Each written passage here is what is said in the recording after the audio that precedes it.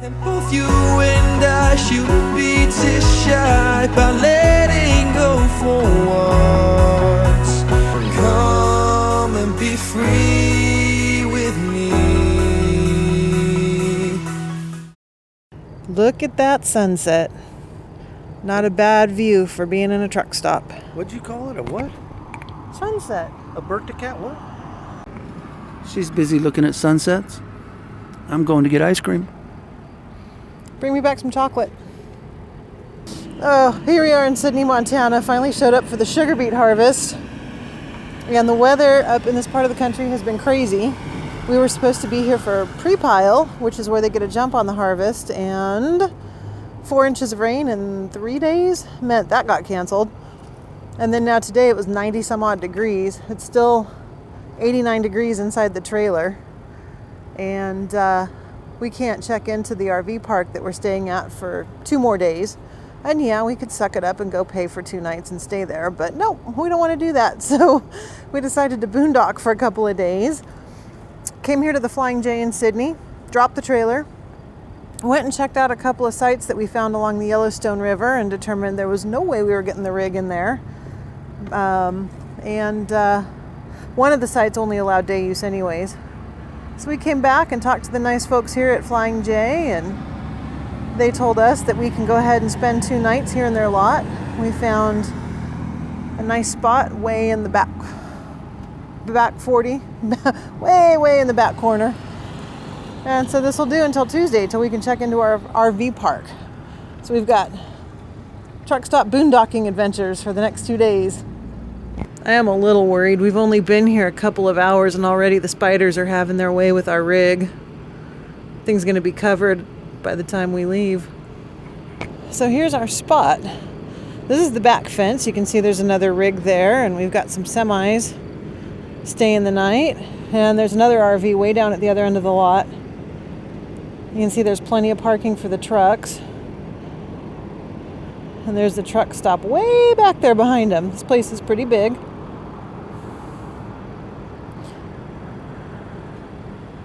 And then all these trucks look like they're going to be here for a while.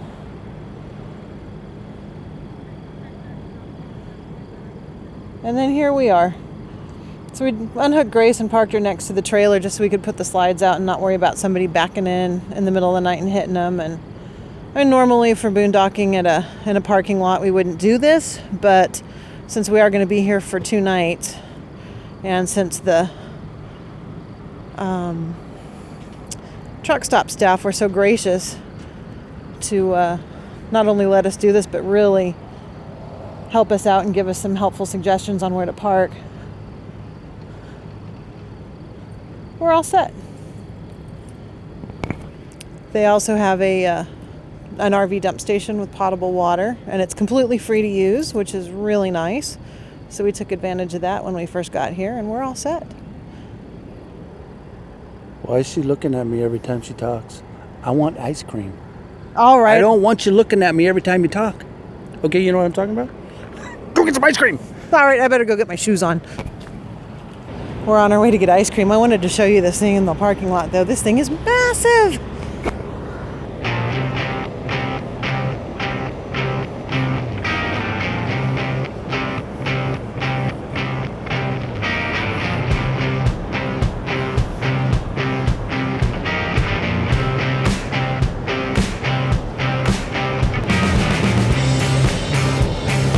Is so big. What is it, beer? What is it? What is it? I don't know what it is. You don't know what that is? I don't know what it is. Part of those windmills. The base or whatever. That explains why it's so big.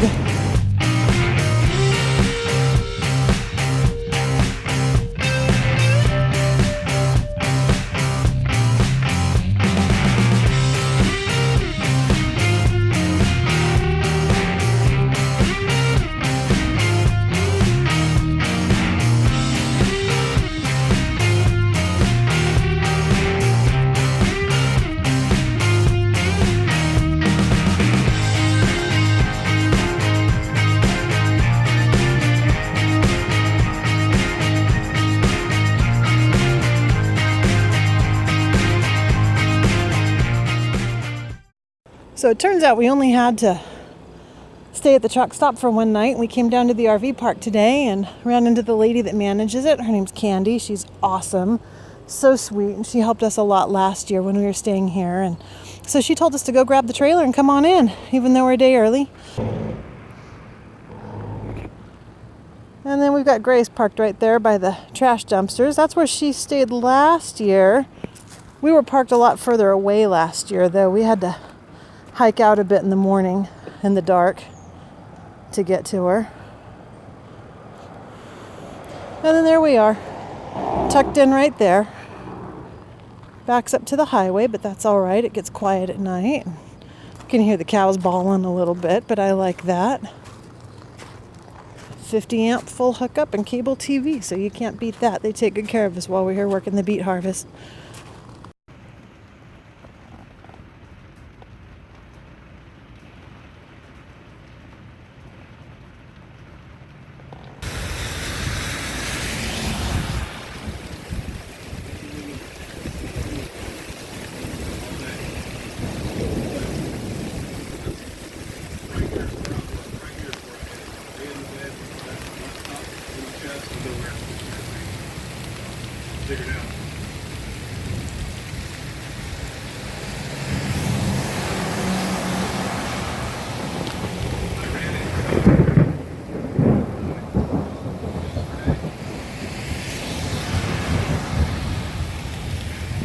Really, cars?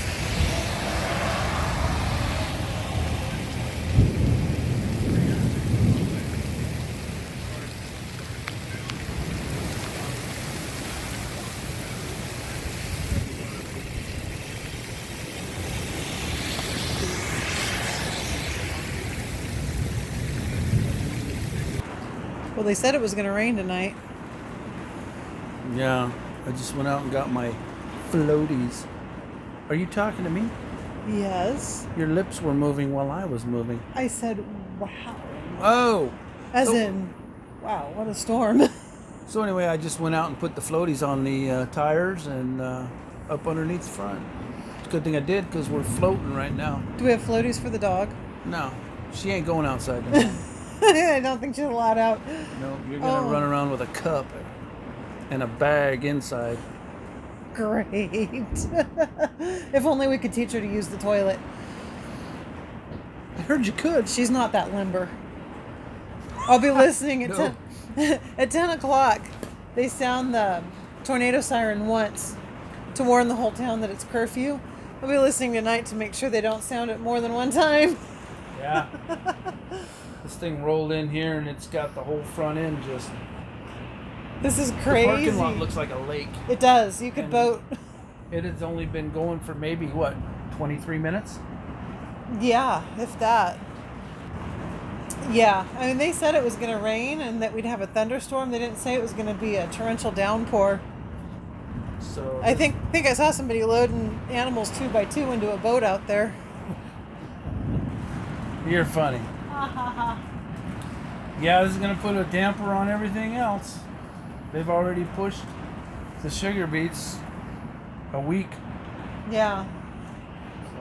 So They canceled our early harvest because of rain, and now this, and it's supposed to rain again another couple of days, so that's all right. As long as it doesn't snow on me. Not like we have anywhere to be, so. First snowflake, they're going to have to pile them beets themselves.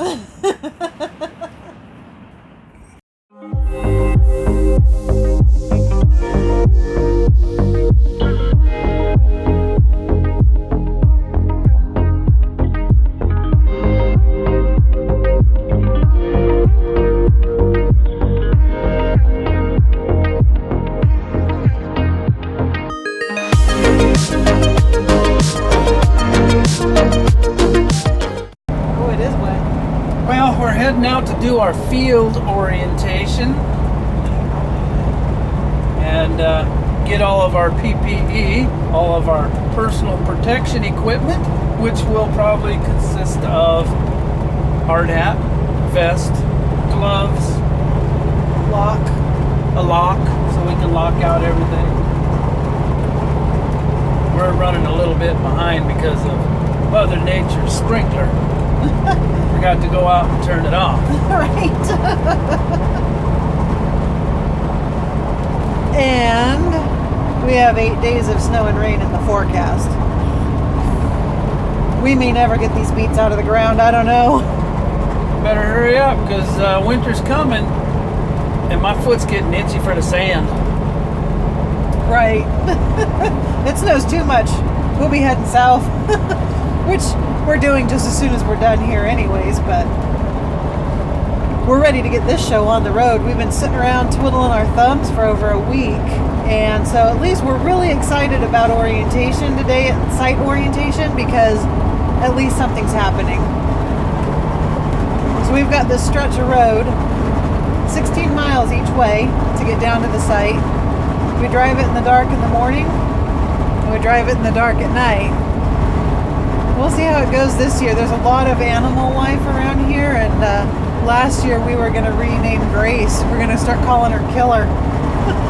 What was our score last year? A porcupine and 3 cats? Pole cats, not kitty cats. Skunks. We're here. We made it. We got here early so we could shoot some video of the site before everybody else showed up. We got the scale house behind us. That's where all the magic starts. They go on this one, loaded, get loaded. They go down, dump their beets, get loaded with their tare weight, which is all the dirt that came off the beets, so the farmer can get his net weight, yeah.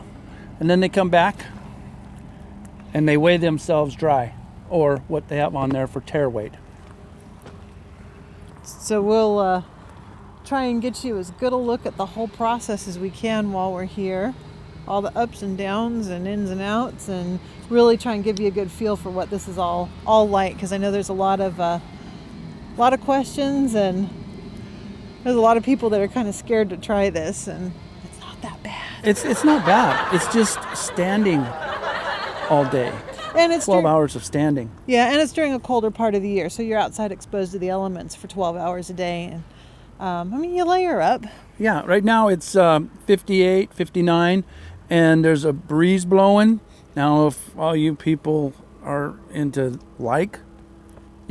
it's 58 degrees, but it feels like 50. I hate that. It feels like. No, it's either or it's not. It's not feels like. Don't get me started on that.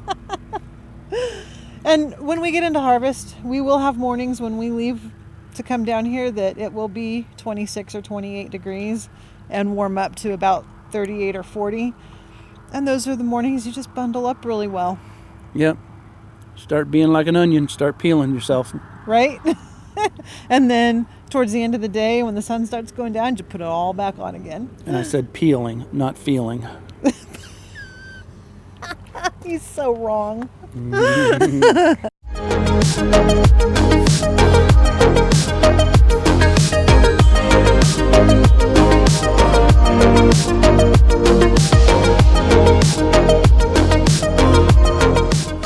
So here's the scale house behind me. We're on the back side of it now.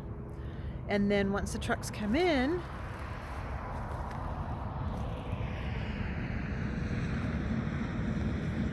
you can see the pilers way back in the distance there. It's probably at least a quarter mile, if not a half a mile away. That's where we'll start. By the time we end harvest, the beets will be piled up all the way up here to the scale house. It's pretty amazing to watch this pile grow. And the pile's probably 20 feet high and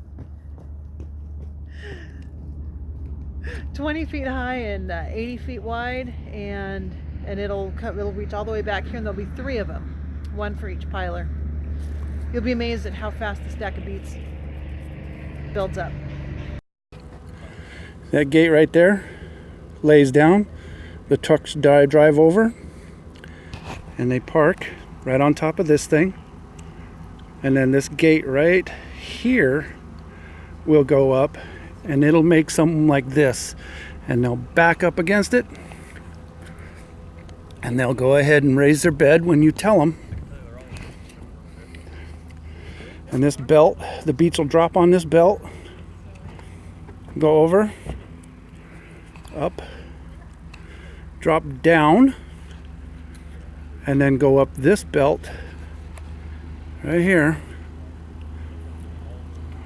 way up top, and then drop into the doghouse where there are some rollers. I'll go see if I can see them. And they roll the beets around and knock off as much dirt as they can. And they drop down into the doghouse. I don't know if you can see those rollers very good, but right there, that's where the dirt gets rolled off of the beets. The dirt drops down into this hopper right here. That's the dirt.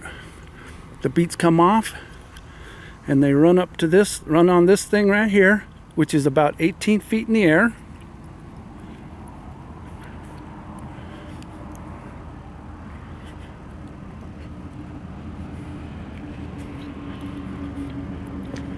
And they start piling.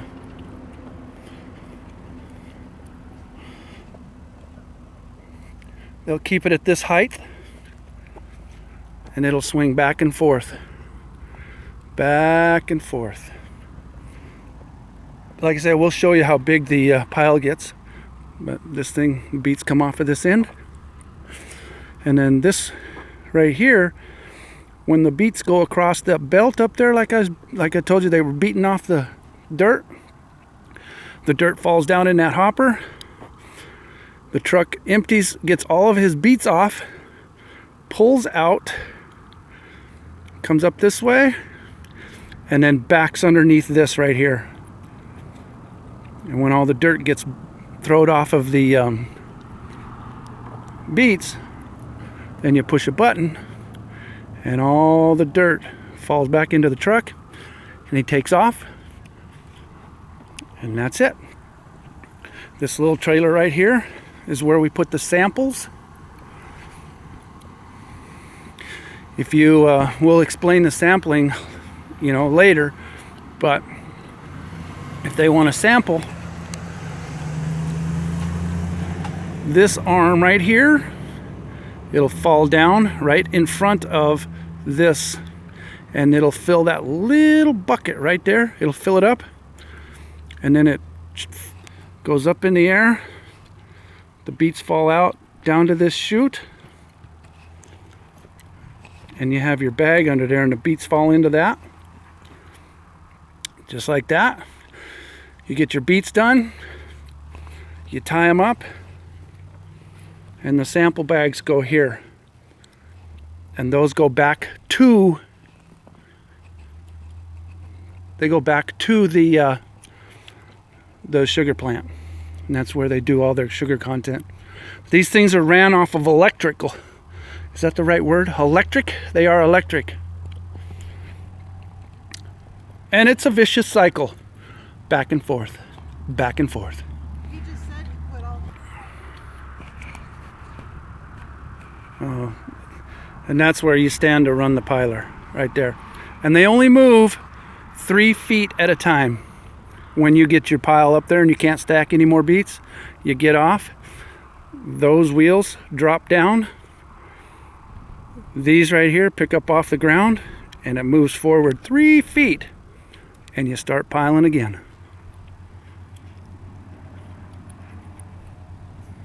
That's a piler. So now that orientation's over, we still have a few days left before we're going to start work. Today is Thursday.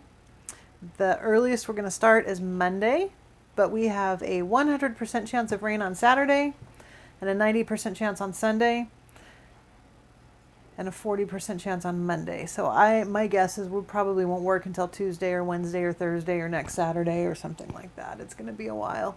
Tonight, the park is having a potluck for all the sugar beet workers. So we have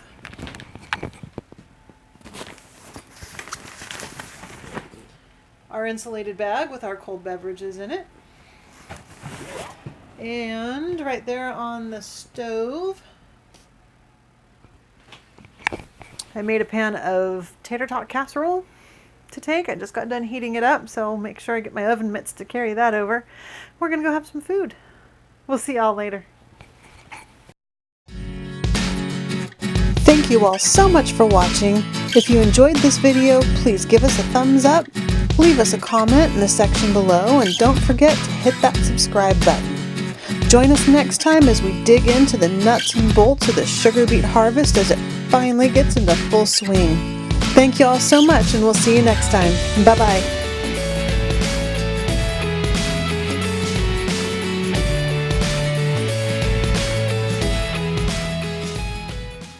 She's busy looking at sunsets.